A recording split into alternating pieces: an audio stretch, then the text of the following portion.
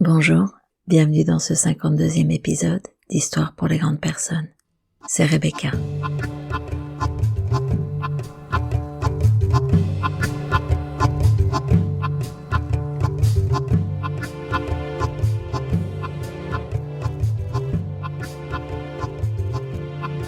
Tu me dis, j'oublie. Tu m'enseignes, je me souviens. Tu m'impliques, j'apprends. Benjamin Franklin.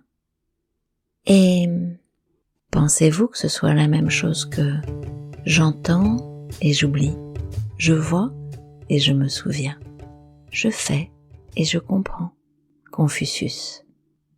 Eh bien non, nous sommes sur deux rives, l'une qui part du je, l'autre qui part du tu, l'une qui part de comment j'apprends, l'autre qui part de comment tu es en responsabilité lorsque tu veux m'emmener quelque part.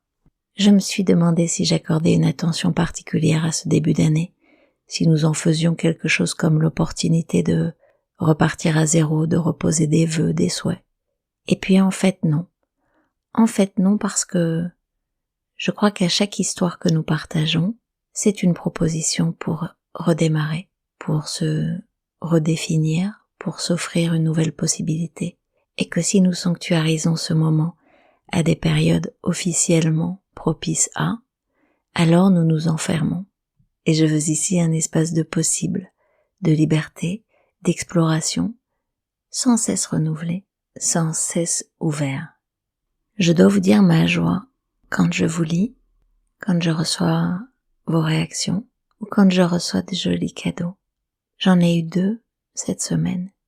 L'un d'une plume délicate et habile, qui a salué mon goût pour les contes, en m'offrant un joli livre, et dont l'histoire que je vais vous partager est tirée, et l'autre reçu par Cécile, qui salue là la ressemblance de nos sensibilités. Je ne sais pas vous, mais pour moi, l'expérience de la gratitude, pour celui ou celle qui a un geste qui vous est spécifiquement adressé, qui vous veut du bien, qui vous offre du plaisir, cette expérience-là, pour moi, elle est merveilleuse. Ça n'est pas tout à fait de cela dont nous allons parler, mais c'est tout de même de l'expérience. L'histoire que je vais vous partager est courte, peut-être un peu enfantine, je ne sais pas, mais dont vous pourriez faire plusieurs lectures. Allons-y. Damana et son fils de 6 ans, qui visiblement n'a pas de prénom, se présentèrent ce matin-là chez Monsieur Joseph, le sage le plus réputé de la région, voire du pays. On se bousculait dans la salle d'attente de sa maison, située au sommet d'une colline et environnée de forêts. Les visiteurs prenaient d'assaut la courette dès l'aube avant l'ouverture de la porte et se hâtaient d'occuper les 20 sièges les plus proches de la pièce où il officiait, tandis que les moins chanceux devaient attendre debout une bonne partie de la journée. Damana et son fils, qui est donc décidément le petit garçon sans nom, ne furent reçus par Joseph qu'au milieu de l'après-midi. Le sage dévisagea un long moment la mère et l'enfant, en lissant sa longue barbe blanche. C'est vrai, a-t-on déjà vu un sage qui n'ait pas une barbe blanche, qui ne soit pas âgé? Non, sans doute pas. « Quelle raison vous a poussé à venir me voir ?» leur demanda-t-il. « Mon enfant mange sans cesse des bonbons, » répondit Anna. « Et j'ai beau le lui interdire, j'ai beau cacher les sucreries, lui donner des punitions, il se débrouille toujours pour s'en procurer. Il ne s'arrête jamais. » Elle s'agenouilla devant le sage, les larmes aux yeux. « Je vous en supplie, faites quelque chose pour lui, maître. » Joseph observa un long moment l'enfant avant de relever la mère. « Revenez me voir dans 3 semaines. Revenez avec votre fils. »« Mais maître, j'habite loin d'ici, et le trajet est long et pénible. » Le sage l'interrompit d'un geste péremptoire. Et aussitôt, ses 2 assistants se présentèrent pour escorter Damana et son fils jusqu'à la sortie. 3 semaines s'écoulèrent et la mère et l'enfant revinrent donc voir le sage.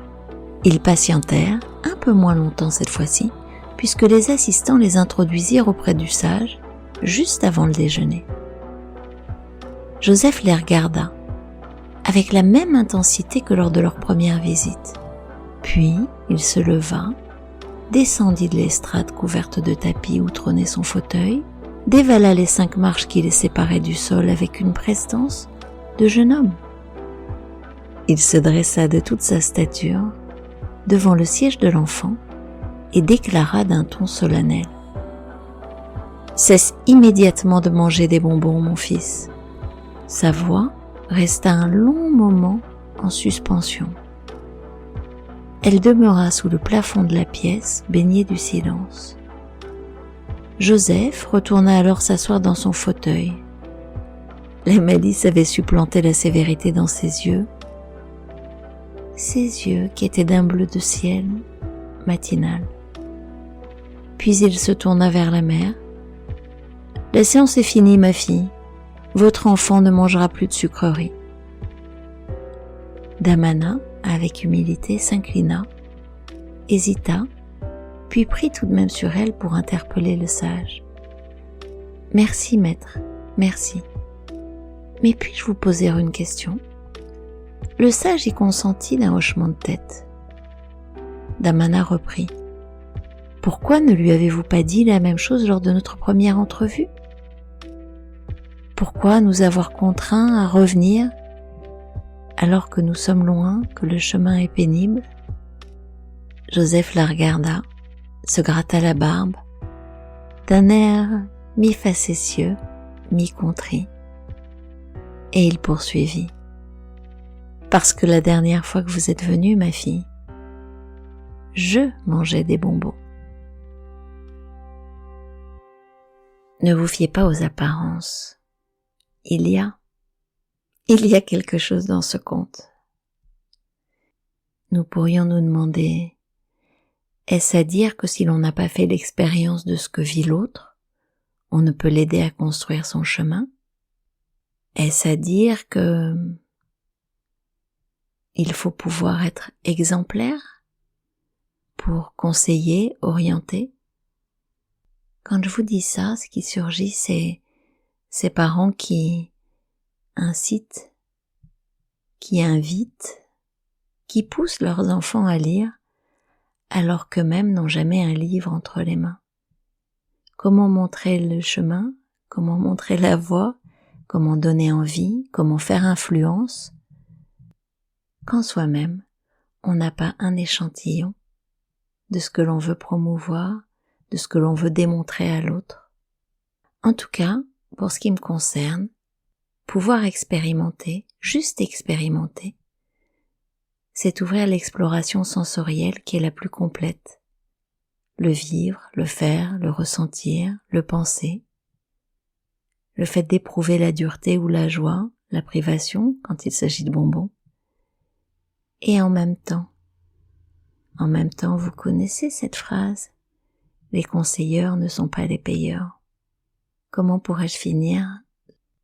Peut-être en posant une petite alerte la prochaine fois que vous serez tenté de dire à quelqu'un « mais fais comme ci ou fais comme ça, pourquoi tu fais pas ça ?» Peut-être demandez-vous quelle a été votre expérience de ce qu'il vous raconte et de parler de cet endroit-là, ou si vous ne l'avez pas fait, de vous abstenir, de dire que vous ne savez pas, ou de vous taire.